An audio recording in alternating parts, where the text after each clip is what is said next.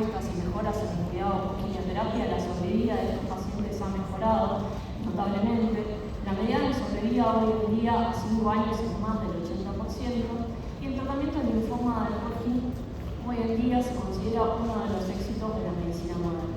Pero ¿cuánto cuesta ese éxito? Para empezar a hablar de este tema vamos a presentar este estudio que muestra tendencias globales en la incidencia y mortalidad publicada en 2020. En el 2020, en este estudio se reportaron que fueron diagnosticados un total de 83.087 casos de linfoma de Hodgkin en forma global, con una incidencia global de 0,98 casos por cada 100.000 personas. La incidencia en países desarrollados fue superior a la incidencia en países en vías de desarrollo, y esto probablemente tenga que ver con las técnicas de diagnóstico. En el mismo año, un total de 23.376 pacientes fallecieron por la enfermedad. La tasa de muerte ajustada por edad fue de 0,26 por cada 100.000 personas, y se observó una menor diferencia regional en mortalidad que en la incidencia, a pesar de que vemos que hay una clara diferencia en el mapa. Por otro lado, se presentó en este artículo estos gráficos en donde se ve que la incidencia fue aumentando paulatinamente en cada región a medida que la mortalidad fue disminuyendo. Y si hacemos esta cuenta sumamente polémica, pero bastante gráfica, y si vemos que en el 2020 se diagnosticaron 83.000 casos de linfoma de Hodgkin y fallecieron 23.000 personas, se sumaron un total de 60.000 personas para hacer el seguimiento. Este es otro estudio que se publicó posterior a este presentado, que lo que hace es que se predice que el número de casos incidentes de linfoma de Hodgkin aumentará de los 83.000 casos a 107.000 casos para el 2040, solamente debido a cambios demográficos y al crecimiento de la población, asumiendo que la tasa de incidencia en 2020 será la misma que en 2040. Es así que en 2040 tendremos un 30% más de pacientes para continuar el seguimiento. En principio queríamos destacar el seguimiento a corto plazo de los pacientes, en donde tanto la guía de la NCCN, de la ESMO y también la guía de la SAP apoya el seguimiento de los pacientes en la anamnesis, el examen físico y el criterio clínico. Los primeros 2 años los pacientes se tienen que seguir cada 3 meses con un control clínico, examen físico y laboratorio completo, incluyendo la eritrosidulación en caso de que esta fuera elevada al diagnóstico. Posterior a los 2 años y los próximos 3 años, los controles deben ser cada 6 meses con los mismos parámetros. El PET-TC no debe ser realizado de forma rutinaria por riesgo de falsos positivos, reportándose inclusive un 20% en algunos estudios. El manejo terapéutico no debe estar influenciado meramente por el PET, sino también por los hallazgos clínicos y histológicos. El PET-TC en el seguimiento deberá realizarse solo ante sospecha de recaída. A pesar de lograr una cura, la expectativa y la calidad de vida de los pacientes con linfoma de Hodgkin es inferior a la población general. La mayoría de los sobrevivientes del linfoma de Hodgkin experimentan uno o más problemas psicosociales y físicos. Distintos órganos son afectados de forma tardía por el tratamiento recibido, y si bien vemos que en los primeros 10 años la mortalidad es debido a la enfermedad, posterior a ese periodo empieza a tomar mucha importancia y relevancia las segundas neoplasias y la enfermedad cardiovascular. Y no solamente la mortalidad aumenta con el tratamiento, sino también la morbilidad generada por el mismo, si bien esta es mucho menos estudiada y evaluada en los estudios publicados. Para comprender el impacto de las segundas neoplasias en los pacientes con linfoma de Hodgkin, en este artículo de Flora Wan y Wee utilizó una medida de impacto que se llama el exceso de riesgo absoluto, que básicamente lo que hace es contar la cantidad de eventos que ocurren más allá de la tasa de fondo. Los pacientes con linfoma de Hodgkin presentan por año entre 85 a 125 cánceres más que la población control diagnosticados por cada 10.000 personas tratadas por año. Y de estos, entre 60 a 100 cánceres son tumores sólidos. Vemos también en el gráfico de la izquierda cómo esta incidencia aumenta a medida que van pasando los años a partir del primer tratamiento, y en el gráfico de la derecha vemos cómo la incidencia a 40 años después de haber terminado el tratamiento es del 43% de segundas neoplasias, difiriendo esta mucho de la población control, que es la línea punteada. La literatura muestra de manera uniforme que las razones de incidencia de varios tumores sólidos aumentan con una menor edad al momento del primer tratamiento, y el 30 años de tratamiento, la incidencia acumulada de cáncer de mama es de un 26%, que es similar a la recordada en portadoras de genes, mutaciones de cáncer de mama.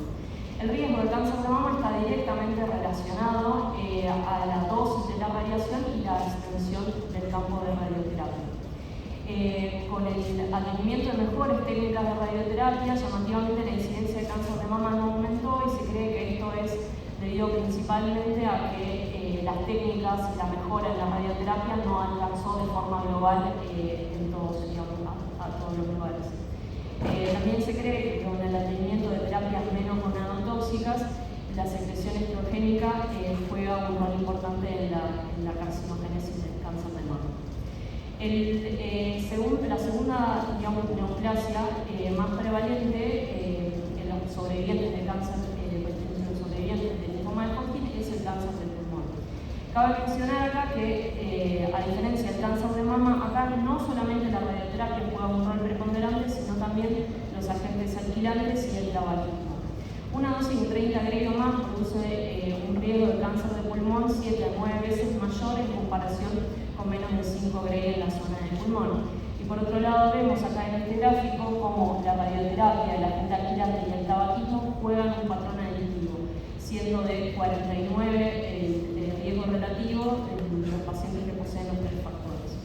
Por otro lado, los pacientes de cáncer de pulmón posterior al linfoma de Hodgkin presentan una sobrevida del 30 a 60% comparada al cáncer de nódulo. Entre otras neoplasias se cuentan las neoplasias gastrointestinales, que acá también, como el cáncer de pulmón, presentan un patrón aditivo entre la radioterapia y los alquilantes. Los pacientes que recibieron 25 Gray en la zona abdominal y alta dosis de procarbazina presentan un aumento de hasta 78 veces el riesgo de cáncer de estómago. Y algo similar pasa con el cáncer de páncreas.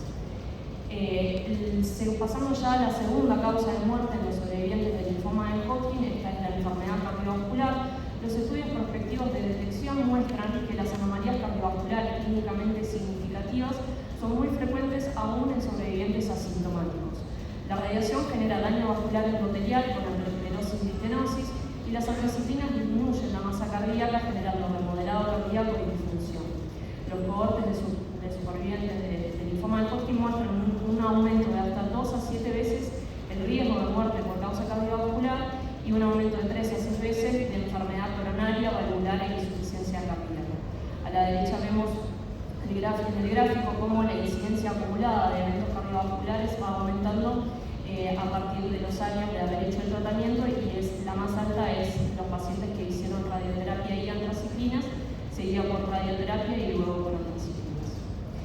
Recientes estudios muestran riesgos aditivos para la enfermedad cardiovascular en los pacientes que tienen hipertensión arterial, diabetes, tabaquismo e hipercolesterolemia. Es por esto que resulta extremadamente relevante disminuir estos factores de riesgo a la hora de seguir a los pacientes. Estos dos estudios presentados muestran cómo los pacientes que tienen una actividad física moderada e intensa, entre 2 a 4 horas semanales de ciclismo o caminata, presentan una disminución significativa en la incidencia de eventos cardiovasculares de toda índole, tanto valvulares como disfunción cardíaca. Bueno, en cuanto a las endocrinopatía, es conocido el efecto de la radiación sobre la glándula tiroidea. El riesgo de hipotiroidismo es de hasta un 60% tras la irradiación del cuello y depende directamente del volumen irradiado. Con una irradiación superior al 60% de la glándula, el riesgo de hipotiroidismo es muchísimo mayor. Pasando ya a las recomendaciones de seguimiento, presentamos acá las recomendaciones de la NCCN y de la COG, que es Children's Oncology Group, que depende directamente del National Cancer Institute.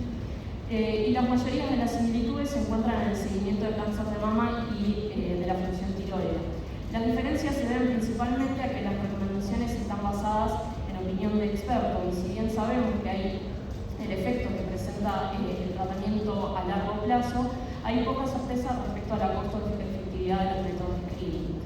En cuanto al cáncer de mama, la NCCN recomienda una mamografía anual y una resonancia magnética de la mama comenzando a partir de los 10 años de haber hecho radioterapia. La NCCN recomienda solamente mamografía anual y examen de mama después también de los 8 años de haber recibido radioterapia. La NCCN recomienda los dos métodos porque esto aumenta considerablemente la sensibilidad de la detección a un 94%. Los dos organismos recomiendan el seguimiento con imágenes pulmonares a los pacientes que han sido tabaquistas. La NCCN sugiere considerar tomografía de tórax a pacientes con más de 30 paquetes años. En cuanto al seguimiento de cáncer de colon, es similar a la población que no ha recibido tratamiento, y sí también recomiendan el seguimiento de la piel en los pacientes, un seguimiento anual con dermatología en los pacientes que han sido expuestos a radioterapia. En cuanto a la enfermedad cardíaca, la NCCN recomienda ecocardiograma cada 10 años en pacientes que se expusieron a radioterapia torácica, y la COG recomienda ecocardiograma periódico y electrocardiograma en pacientes que han recibido radioterapia o antraciclinas. Los pacientes que recibieron radioterapia cervical se recomienda ecodoppler de vasos de cuello cada 10 años, ambos organismos. Y la NCCN recomienda fuertemente controlar los factores de riesgo cardiovascular como la presión arterial, el PIOS y el manejo agresivo de los factores de riesgo. Se recomienda un seguimiento anual con TSH anual y T4 libre en caso para la COG, los pacientes que tuvieron radioterapia cervical, y una consejería con ginecología para evaluar la fertilidad. Bueno, muchos de estos efectos tardíos reportados se basan principalmente en pacientes tratados con regímenes de quimioterapia y campos y dosis de radioterapia que ya no se utilizan actualmente. Los cambios incluyen la sustitución del MOC por la BDD, la eliminación de radioterapia con estrategias guiadas por PET y la reducción del volumen de radiación y la erradicación del campo extendido histórico. Las recomendaciones de seguimiento se basan en opiniones de expertos y, como dijimos, si bien sabemos los efectos adversos a largo plazo, se sabe muy poco respecto de la costo-efectividad de los métodos de screening. Y la introducción de regímenes con brentuximab e inhibidores de checkpoint en primera línea requieren un seguimiento prolongado a fin de evaluar efectos adversos a largo plazo. Y por último, debemos recordar que el árbol no tapa el bosque. Detrás del tratamiento hay una gama de posibilidades, efectos adversos tanto